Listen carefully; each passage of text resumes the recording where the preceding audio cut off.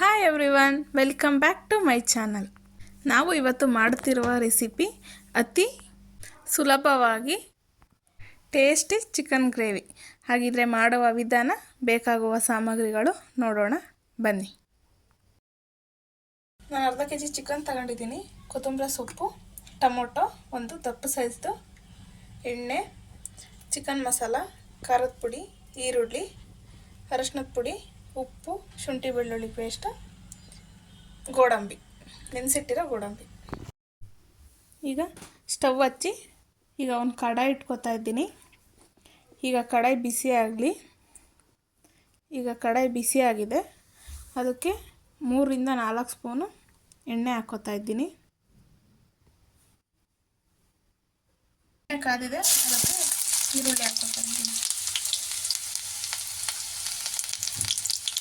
ಈರುಳ್ಳಿನ ಫ್ರೈ ಮಾಡ್ಕೊಳ್ಳೋಣ.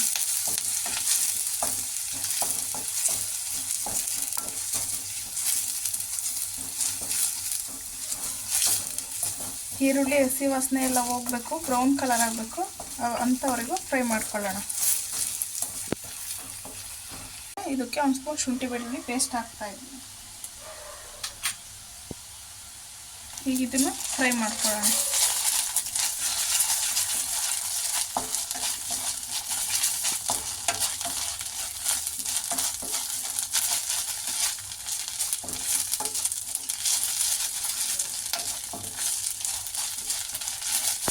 ಫ್ರೈ ಆಗಿದೆ.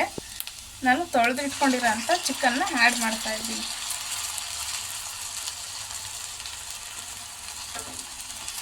ಮತ್ತು ಇದನ್ನು ಫ್ರೈ ಮಿಕ್ಸ್ ಮಾಡ್ಕೊಳ್ಳೋಣ. ಈಗ ಎಣ್ಣೆಯಲ್ಲಿ ಚಿಕನ್ನು ಚೆನ್ನಾಗಿ ಬೇಯಬೇಕು.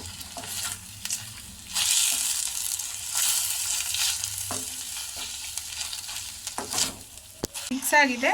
ಇದಕ್ಕೆ ಉಪ್ಪು ಹಾಕ್ತಾ ಇದ್ದೀನಿ.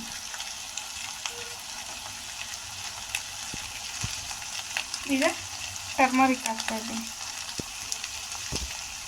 ಈಗ ಇದನ್ನೆಲ್ಲ ಮಿಕ್ಸ್ ಮಾಡ್ಕೊಳ್ಳೋಣ.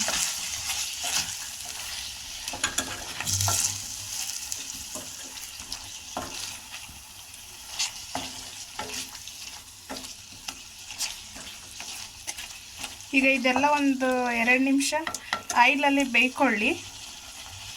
ಮಸಾಲೆ ರುಬ್ಕೊಳ್ಳೋದಕ್ಕೆ ಟೊಮೊಟೊ, ನೆನೆಸಿಟ್ಟಿರೋಂಥ ಗೋಡಂಬಿ ಮತ್ತು ಕೊತ್ತಂಬರಿ ಸೊಪ್ಪನ್ನ ರುಬ್ಕೊಂಬರೋಣ. ಈಗ ಇದು 2 ನಿಮಿಷ ಎಲ್ಲ ಚೆನ್ನಾಗಿ ಆಯಿಲಲ್ಲಿ ಬೇಯ್ಕೊಂಡಿದೆ. ಇದಕ್ಕೆ ಖಾರದ ಪುಡಿ ಹಾಕ್ಕೊತಾ ಇದ್ದೀನಿ. ಖಾರ ನೋಡ್ಕೊಂಡು ಹಾಕೊಳ್ಳಿ. ಕೆಲವು ಮನೆಗೆ ಖಾರದ ಪುಡಿ ತುಂಬ ಖಾರ ಇರುತ್ತೆ. ಆಮೇಲೆ ಇವರು ಇಷ್ಟು ಹಾಕ್ಬಿಟ್ಟಿದ್ದಾರೆ ಅಂತ ನೀವು ಅಷ್ಟು ಹಾಕ್ಬಿಟ್ಟಿದೆ. ಈಗ ಚಿಕನ್ ಮಸಾಲ ಹಾಕ್ತಾಯಿದ್ದೀನಿ. ನಾನಿಲ್ಲಿ ಧನಿಯಾ ಪೌಡ್ರ್ ಏನೂ ಯೂಸ್ ಮಾಡ್ತಾಯಿಲ್ಲ. ಇಲ್ಲಿ 1 ಸ್ಪೂನ್ ಚಿಕನ್ ಮಸಾಲ ಮಾತ್ರ ಹಾಕ್ತಾಯಿದ್ದೀನಿ ಅಷ್ಟೇ.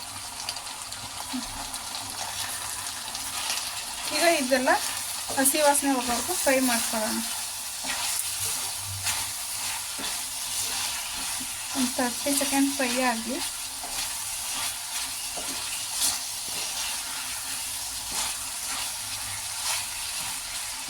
ಆವಾಗಲೇ ರುಬ್ಕೊಂಡಿದ್ವಲ್ಲ ಟೊಮೊಟೊ ಮತ್ತು ಗೋಡಂಬಿ, ಕೊತ್ತಂಬರಿ ಸೊಪ್ಪು, ಅದನ್ನು ಇದಕ್ಕೆ ಆ್ಯಡ್ ಮಾಡ್ತಾ ಇದ್ದೀನಿ. ಈಗ ಇದೆಲ್ಲ ಮಿಕ್ಸ್ ಮಾಡ್ಕೊಳ್ಳೋಣ.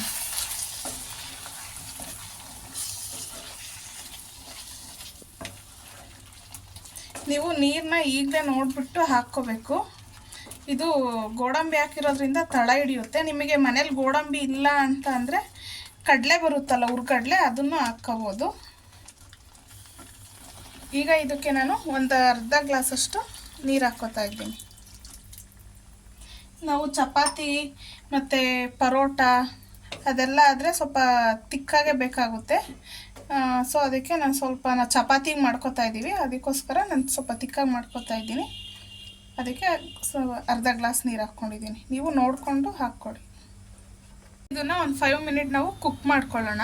ಕುಕ್ ಆದಮೇಲೆ ತೋರಿಸ್ತೀನಿ ಯಾವ ರೀತಿ ಕುಕ್ ಆಗಿರುತ್ತೆ ಅಂತ ಹೇಳ್ಬಿಟ್ಟು. ಈಗ ಒಂದು 2 ಮಿನಿಟ್ಸ್ ಆಗಿದೆ. ಇದನ್ನು ಒಂದು ಸರ್ತಿ ಮಿಕ್ಸ್ ಮಾಡ್ಕೊಳ್ಳೋಣ. ನಾವು ಮಧ್ಯದಲ್ಲಿ ಮಿಕ್ಸ್ ಮಾಡಿಲ್ಲ ಅಂದರೆ ತಳ ಹಿಡಿಯುತ್ತೆ, ಗೋಡಂಬಿ ಹಾಕಿದ್ದೀವಲ್ಲ. ಸೊ ಅದಕ್ಕೋಸ್ಕರ ಇದನ್ನು ಈಗ ಮಿಕ್ಸ್ ಮಾಡಿಕೊಂಡು ಮತ್ತೆ 1-2 ನಿಮಿಷ ಕುಕ್ ಮಾಡ್ಕೊಳ್ಳೋಣ. 2 ಮಿನಿಟ್ಸ್ ಆಗಿದೆ, ಎಲ್ಲ ಚೆನ್ನಾಗಿ ಕುಕ್ ಆಗಿದೆ. ಇದು ಕೊನೆಯದಾಗಿ ನಾನು ಕಸೂರಿ ಮೇಥಿ ಹಾಕೋತಾ ಇದ್ದೀನಿ. ಇದು ಆಪ್ಷನಲ್ಲು, ಮನೇಲಿದ್ದರೆ ಹಾಕ್ಕೊಳ್ಳಿ, ಇಲ್ಲ ಅಂದರೆ ಸ್ಕಿಪ್ ಮಾಡಿ, ಪರವಾಗಿಲ್ಲ. ನಮ್ಮ ಮನೇಲಿದೆ, ಸೊ ನಾನು ಹಾಕ್ತಾಯಿದ್ದೀನಿ ಅಷ್ಟೆ. ನೋಡ್ತಾ ಇದ್ದೀರಲ್ಲ ಫ್ರೆಂಡ್ಸ್, ಎಷ್ಟು ಚೆನ್ನಾಗಿ ಕಾಣಿಸ್ತಾ ಇದೆ ಅಂತ ಹೇಳ್ಬಿಟ್ಟು. ಈಗ ಇದನ್ನೆಲ್ಲ ಒಮ್ಮೆ ಮಿಕ್ಸ್ ಮಾಡ್ಕೊಳ್ಳೋಣ.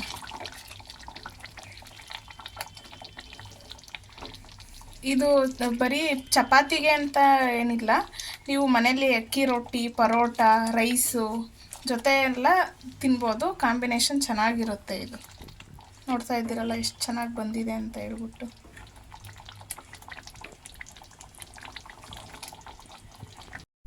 ನೋಡ್ತಾ ಇದ್ದೀರಲ್ಲ ಫ್ರೆಂಡ್ಸ್, ಎಷ್ಟು ಚೆನ್ನಾಗಿ ಬಂದಿದೆ ಅಂತ ಹೇಳ್ಬಿಟ್ಟು. ನೀವು ಒಮ್ಮೆ ಮನೇಲಿ ಮಾಡಿ ಹೇಗಿತ್ತು ಎಂದು ಕಮೆಂಟ್ ಮೂಲಕ ತಿಳಿಸಿ. ನಮ್ಮ ಚಾನಲ್ನ ಸಬ್ಸ್ಕ್ರೈಬ್ ಮಾಡಿ, ಸಪೋರ್ಟ್ ಮಾಡಿ, ಲೈಕ್ ಮಾಡಿ, ಶೇರ್ ಮಾಡಿ. ಪಕ್ಕದಲ್ಲೇ ಕಾಣೋ ಬೆಲ್ ಲೈಕ್ ಮೇಲೆ ಕ್ಲಿಕ್ ಮಾಡಿ. ಮತ್ತೊಮ್ಮೆ ಸಿಗೋಣ ನೆಕ್ಸ್ಟ್ ರೆಸಿಪಿಯೊಂದಿಗೆ. Thank you for watching. Bye.